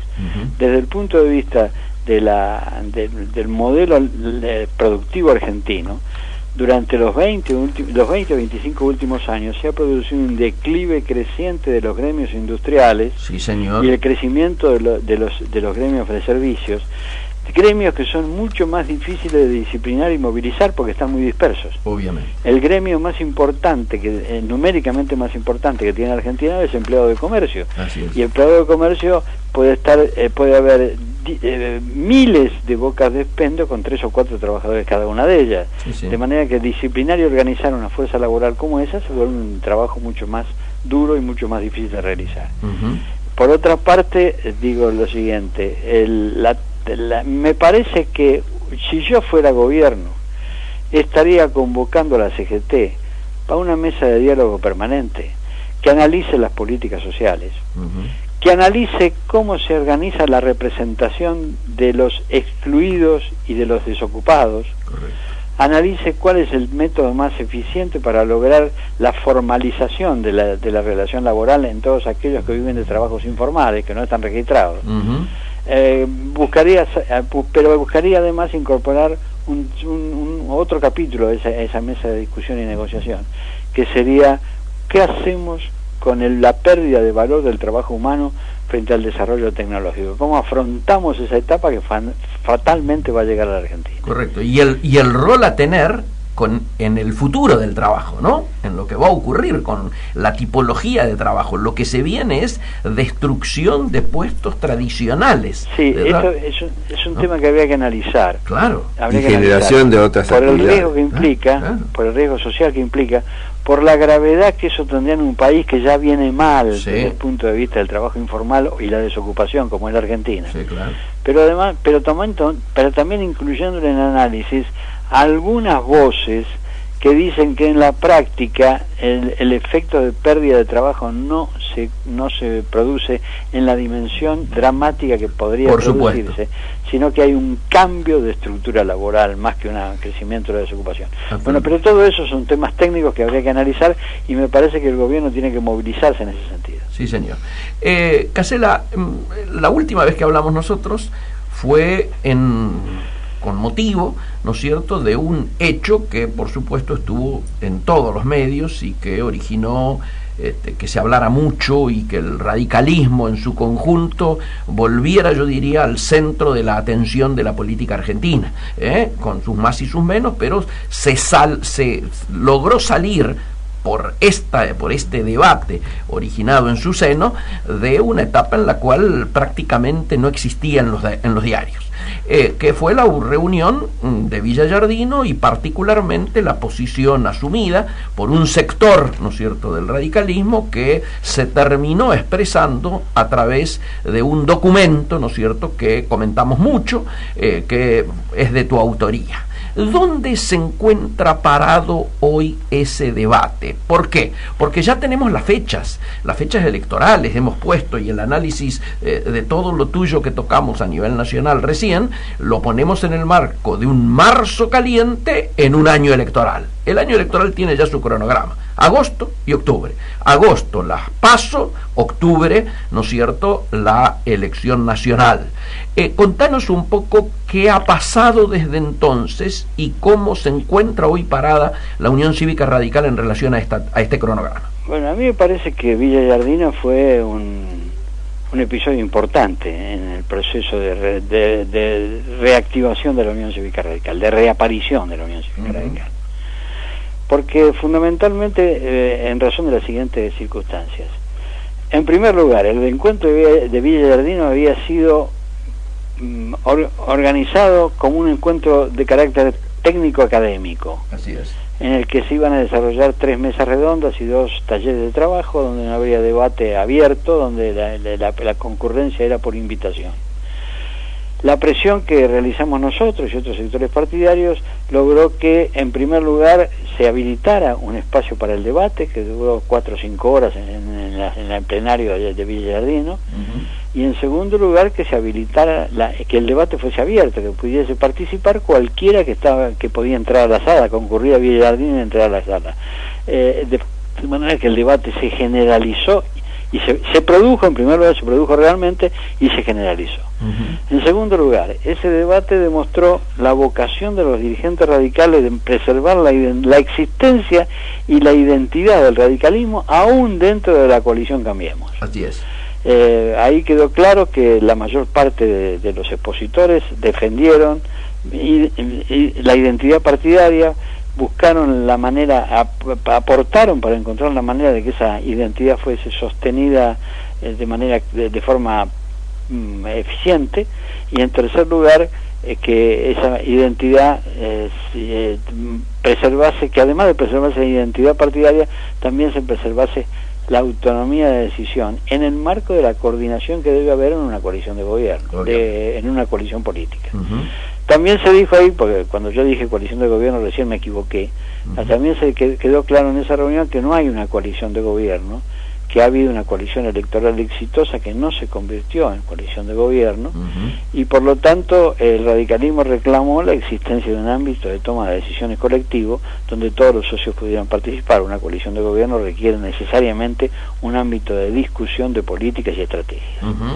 Me parece que eso fue un aporte importante para poner en negro sobre blanco la situación actual de la Unión Cívica Radical. Fue un paso importante.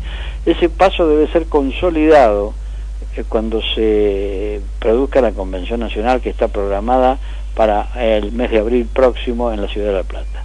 Ahí es una buena oportunidad para demostrar que el radicalismo está ejecutando aquello que en Villegas Lindo se dijo: defender su identidad, preservar su autonomía y actuar como un socio activo, vigente y con cierto nivel de poder dentro de la coalición que está gobernando el país. Correcto. Ahora, luego de esto, hemos tenido algunos hechos que tienen que ver con la política y que tienen que ver con el radicalismo a nivel nacional. Trasciende en alguna de las columnas más importantes de la semana pasada, luego fue desmentido por el presidente de la Nación, trasciende que Ernesto Sanz va a ser integrante del Gabinete Nacional. ¿Por qué? Porque evidentemente ante tantos, llamémosle, errores entre comillas, la política se nota ausente, el rol del triunvirato, diríamos, soy yo, son mis ojos, Peña, Lopategui y el tercero empieza a flaquear, y entonces, bueno, Sanz subiría allí.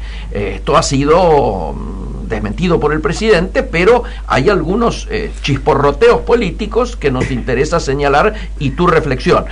Si me permite. Zavala tiene aquí adelante algunas frases que son francamente llamativas. Mira, primero te voy a leer el comienzo de una nota de Marcelo Helford que dice, y te pido tu opinión, tu análisis. Dice: se llama líbero en el fútbol a un defensor sin responsabilidad de marca.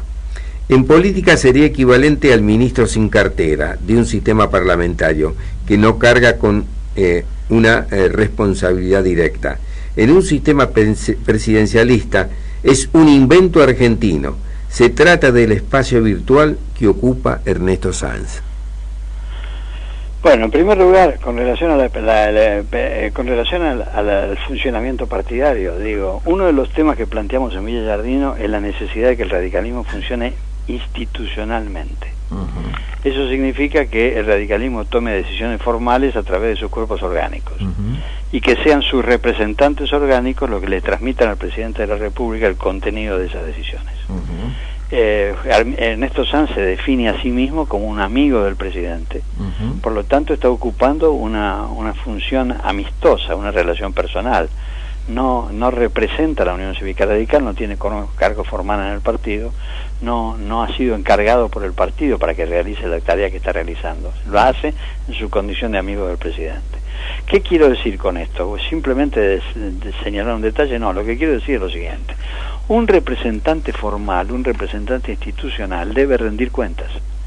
Es decir, un representante que ha sido designado formalmente por el partido debe volver al partido, informar lo que está haciendo y permitir el análisis de su responsabilidad en la ejecución de la tarea encomendada. Un amigo del presidente solamente tiene responsabilidad frente al presidente de la República. Es una calidad institucional muy distinta, muy distinta. Por lo tanto, me parece que el radicalismo debe reiterar que su relación con el poder político de la nación debe ser de manera formal y orgánica. En segundo lugar, el presidente de la República, en un reportaje que yo vi ayer o anteayer, dijo que él no tiene previsto ningún cambio de gabinete, y en la nota de Helford que menciona Zavala, el propio Sanz dice que él no pretende ser ministro y que le ha transmitido a sus amigos en el partido que no pretende ocupar ningún cargo que permite seguir siendo el líbero que es. Me parece que, por supuesto, como sucede habitualmente, estas decisiones de ser o no ser, de cambiar el gabinete o no cambiarlo, nunca son permanentes, depende de las eventualidades, depende de las circunstancias. Pero lo que me importa decir es que Ernesto Sanz no representa a la Unión Cívica Radical frente al Poder Ejecutivo. hay muchos radicales del interior del país, gente que ha participado en alguna de las reuniones que precedieron, ¿no es cierto?, el encuentro de Villa Giardino, etcétera, que visualizan y ejemplifican con algunos apellidos históricos que el rol de Sanz ha ido como variando de ser el delegado de la Unión Cívica Radical ante el PRO o ante Macri a transformarse al revés en el delegado de Macri ante el radicalismo. Bueno, el tono de las declaraciones que se le atribuyen a Sanz en esa nota de Helford indicaría eso. Indicaría que él se siente cómodo defendiendo la gestión presidencial y asesorando al presidente. No pretende ni siquiera desde el punto de vista verbal asumir la representación de la Unión Cívica Radical. Correcto. De cualquier manera, digo, Sanz es un hombre del partido, ha sido 2 veces presidente del Comité Nacional, por lo tanto es inevitable que su acción política comprometa en cierta medida el radicalismo. Bueno, esto le da pie al citado Marcelo Helford para decir que los radicales se están cansando de enterarse de sus movimientos políticos por los diarios. Claro, a eso me refiero cuando digo que hay que institucionalizar la relación, porque la institucionalización de la relación implica necesariamente rendición de cuentas por parte del representado. Correcto. El representado debe ir a la fuente de su mandato para explicar cómo está administrando el mandato recibido. Correcto. Para este objetivo, para este rol que vos estás planteando del tema institucional y del vínculo institucional del radicalismo con el gobierno y particularmente con el PRO, ¿vos crees que la convención puede ser un momento útil? Yo creo que la convención puede ser un momento útil para encauzar un estado de molestia que muchos radicales sienten.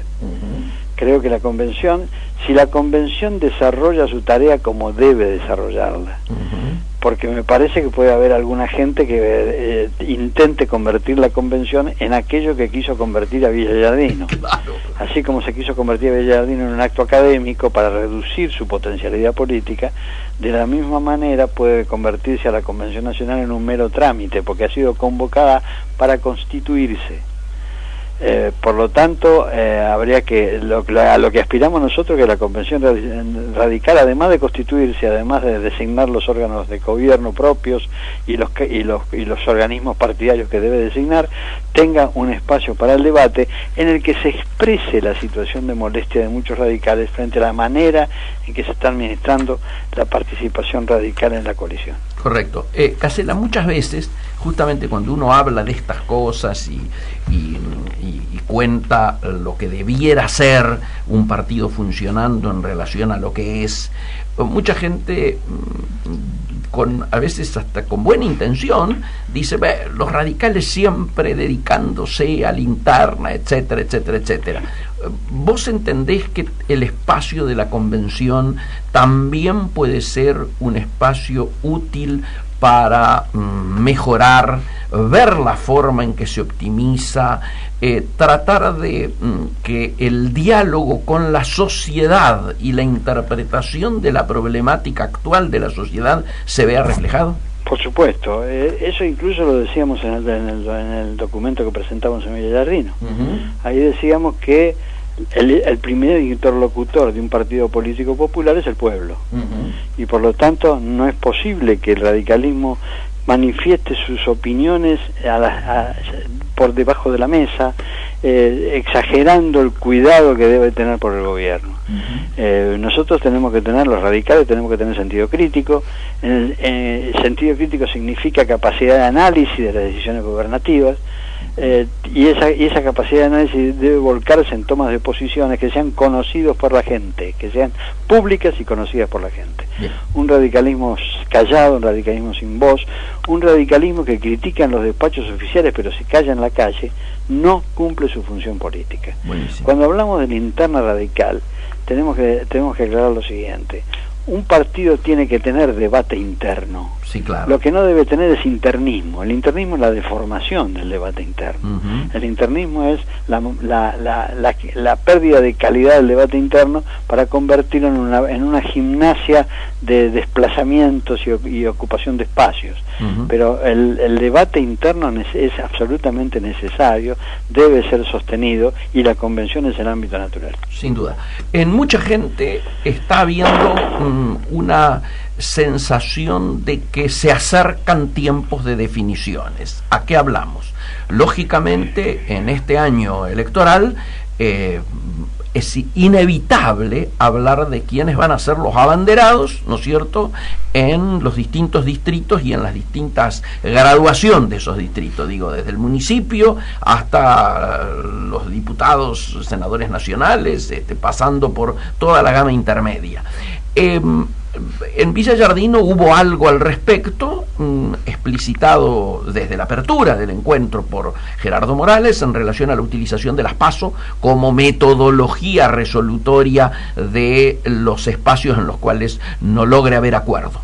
¿Vos crees que este tema se va a terminar de consolidar en la reunión de la Convención Nacional?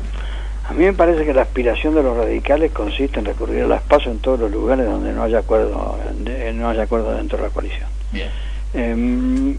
La búsqueda de coincidencias en la confección de listas es natural, me parece bien.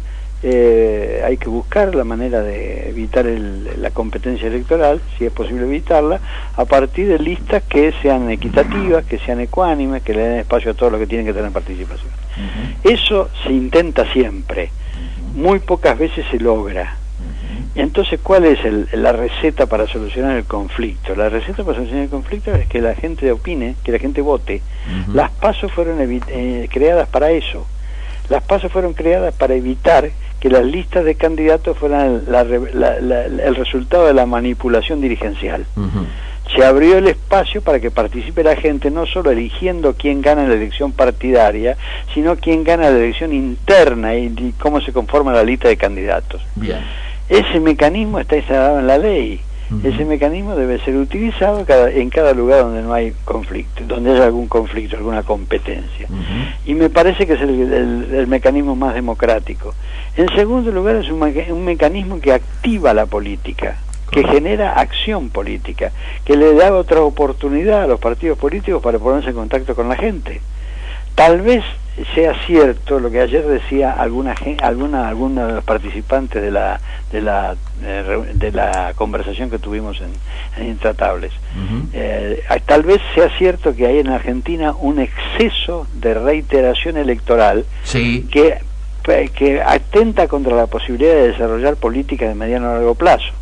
Porque en realidad, si tenemos una elección cada 6 meses, va a ser difícil que se puedan desarrollar políticas de largo aliento. Y se vive en campaña. Pero esto requiere necesariamente una reforma legal. Mientras esa reforma no se produzca, hay que utilizar los instrumentos que tenemos en este momento. Obviamente. No se puede admitir que socolor de evitar la competencia electoral terminen las listas armadas en el escritorio de algún dirigente. Correcto. Hablando de listas y hablando de PASO, ¿hay alguna manera de garantizar la ecuanimidad o la neutralidad de las conducciones de Cambiemos o de las autoridades institucionales, digo, gobernadores, intendentes, etcétera, en esas propias PASO? No hay ninguna manera de garantizarla.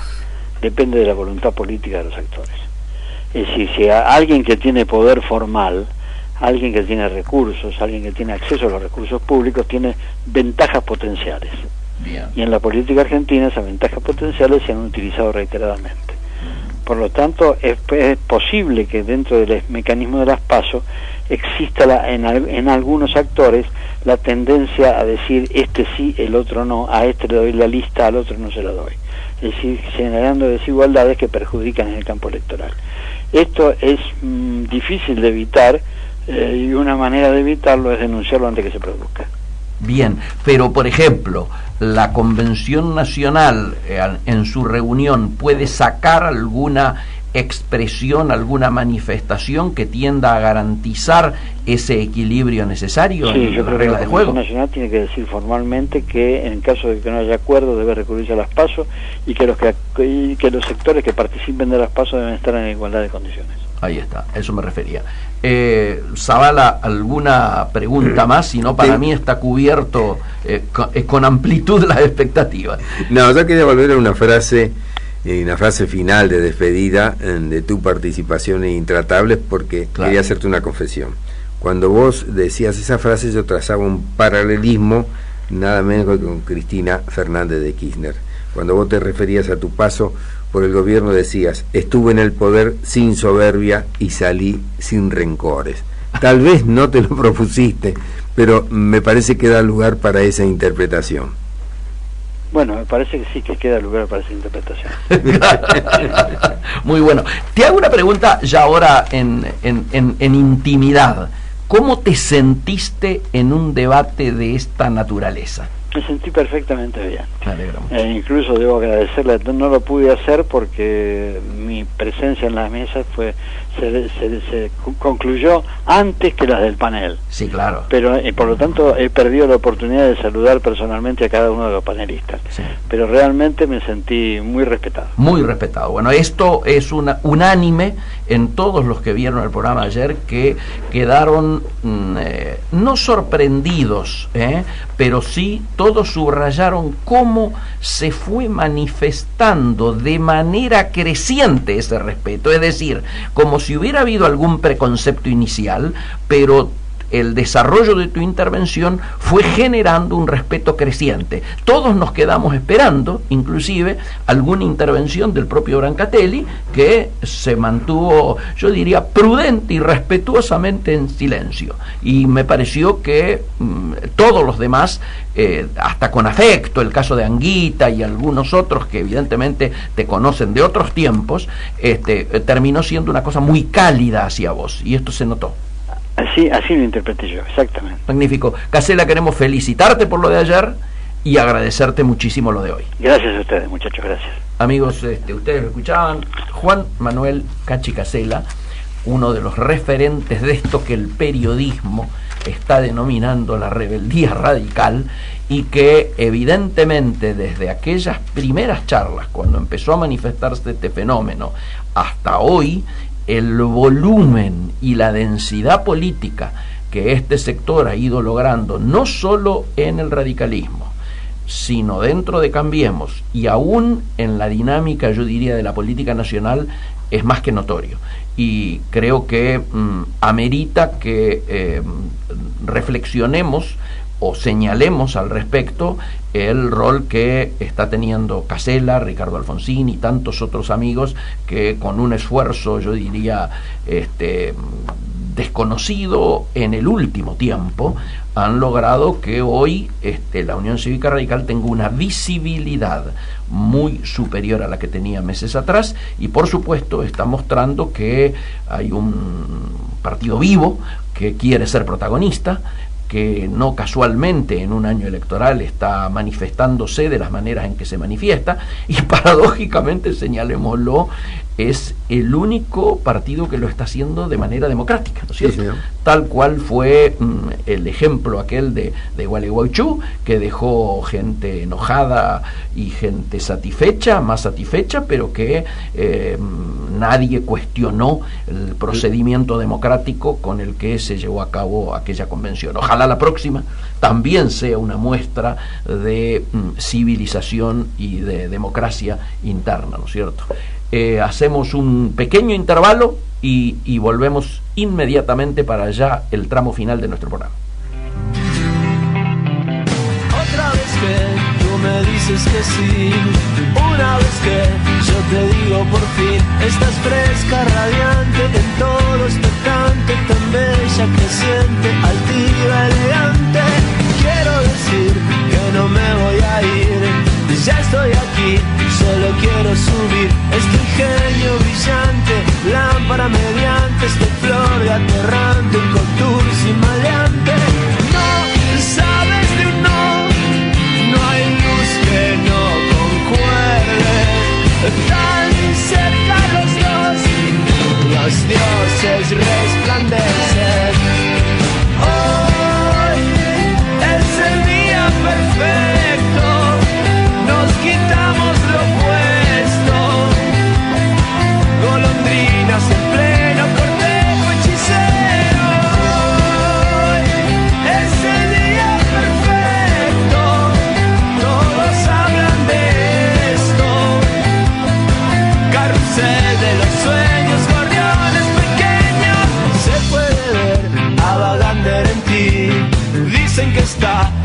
Sinatra en mí. Estás toda divina subiendo la cuesta, toda exultante, Damasco crocante.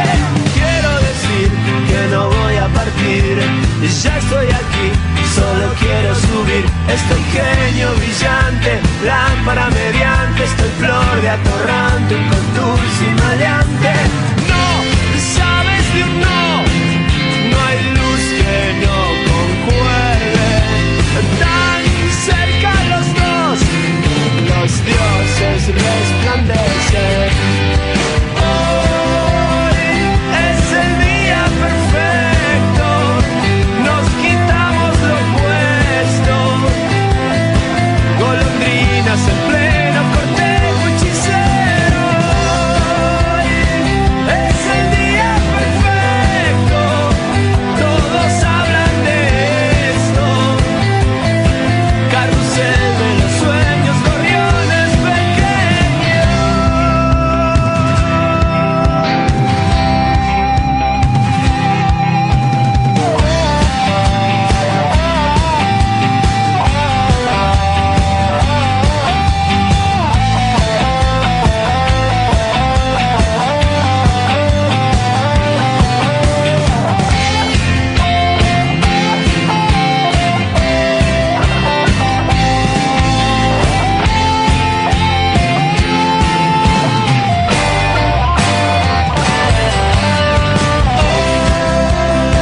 Es el día perfecto, nos quitamos lo puesto.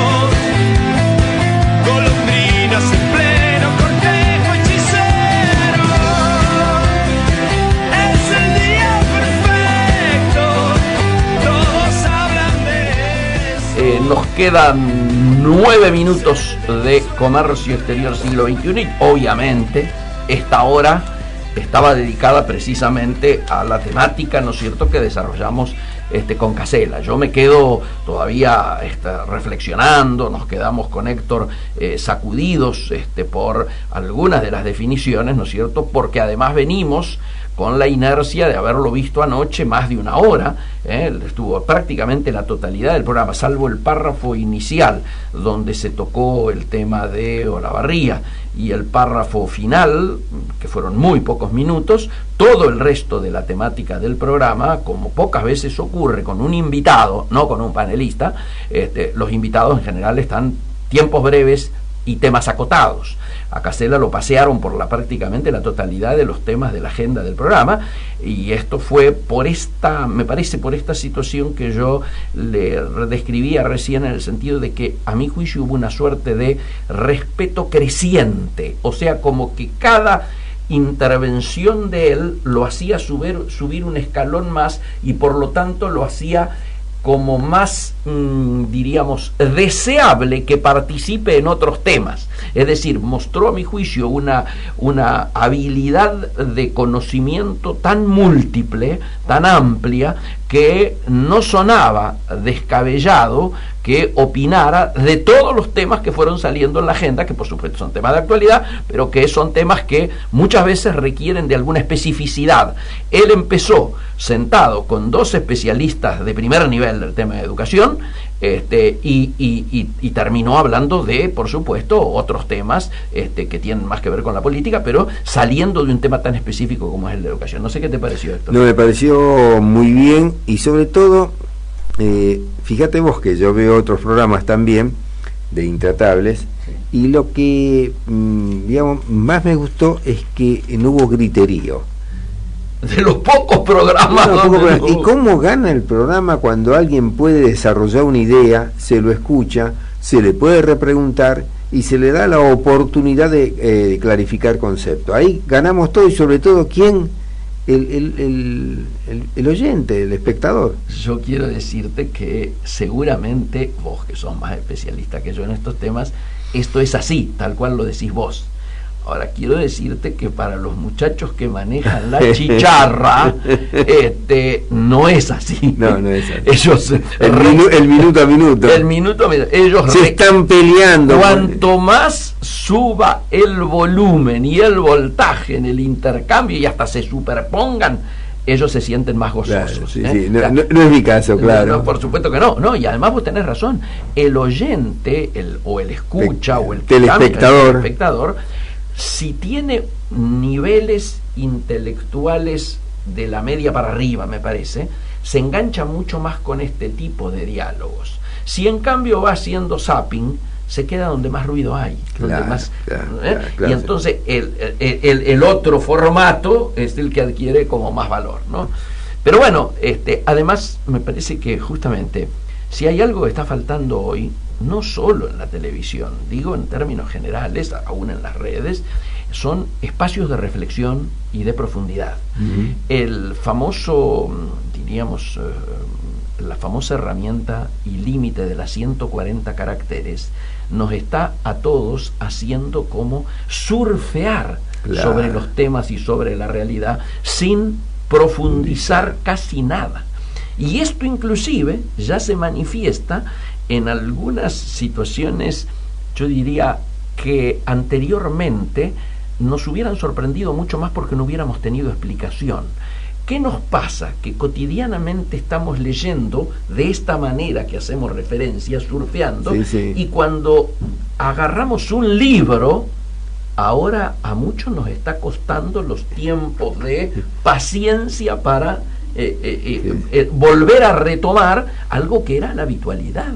Como inclusive hasta los diarios, hoy muchos no los leen o los leen desde las pantallas, se han acostumbrado a este tipo de lectura, breve, surfeante, titulera, me meto, veo un poquito, si no me engancho, ya paso a otra. En un libro obviamente esto no lo podés hacer, te tiene que enganchar desde otro lado, ¿no es cierto? Pero esto ya se está notando mucho. Hablando de libros, se viene la Feria del Libro el mes que viene, así que habrá que ir y habrá que decir algo en el próximo programa seguramente. Yo me detuve mucho leyendo un reportaje a Héctor Daer, uno de los triunviros de la CGT. Me sorprendió la mesura, te digo, muy bien, un montón de cosas y algunos puntos que siempre se esquivaban, ahora lo dijo con nombre y apellido. Por ejemplo, respecto de los incidentes, dice, solo pretendían presionar para ver si el gobierno se desbarranca. Directamente, sin pelos en la lengua. Fuimos a una manifestación de trabajadores y aparecieron violentos que terminaron perturbando esto. Y el final del reportaje tiene mucha amiga. Le están preguntando sobre la interna del peronismo, porque dice que la CGT es la única alternativa, y te queda claro que si alguien puede ordenar al peronismo es la CGT y no otro. Nada más. Le pregunta sobre Cristina candidata. Te leo la respuesta. Sería bueno que no lo fuese. Aunque sea importante como representación de un sector, tendría que tener un gesto de grandeza y de no ser candidata. Eso posibilitará que el peronismo se mire hacia adentro y no hacia afuera, que sería un gran error. No es tremendo. Tema profundo para el debate que todavía nos está dando en el peronismo. Así es. Ahora vos fíjate, acabas de decir algo sumamente importante en términos políticos, ¿no? Que es este rol de ordenador que tiene la CGT o el movimiento obrero en un peronismo desorientado y sin liderazgo, ¿cierto? Y fragmentado.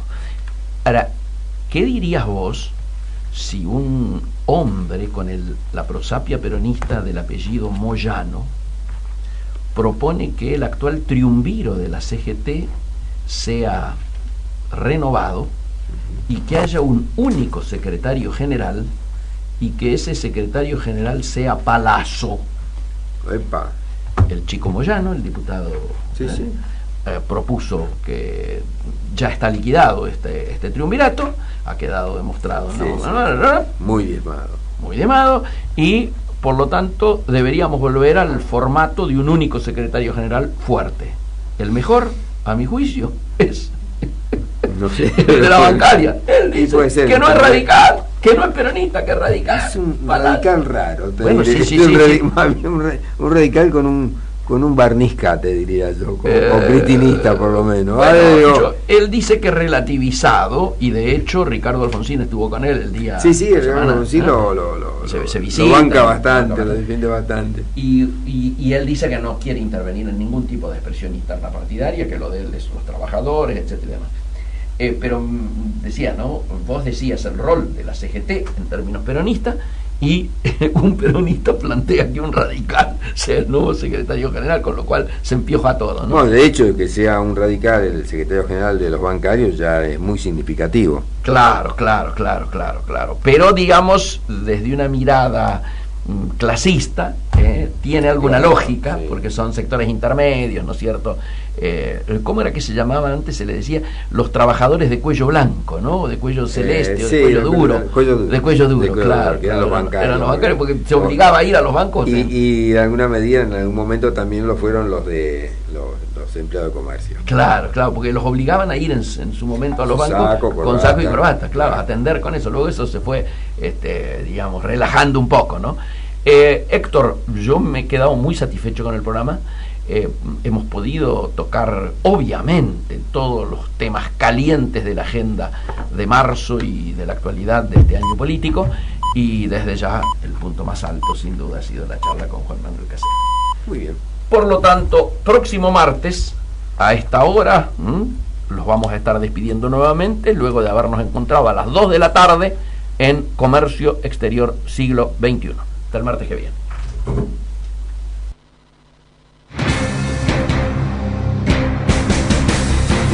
Desde la ciudad autónoma de Buenos Aires transmite AM 1010 Onda Latina.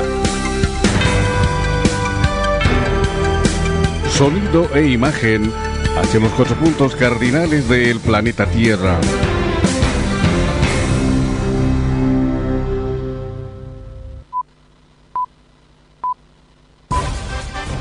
Con el aporte periodístico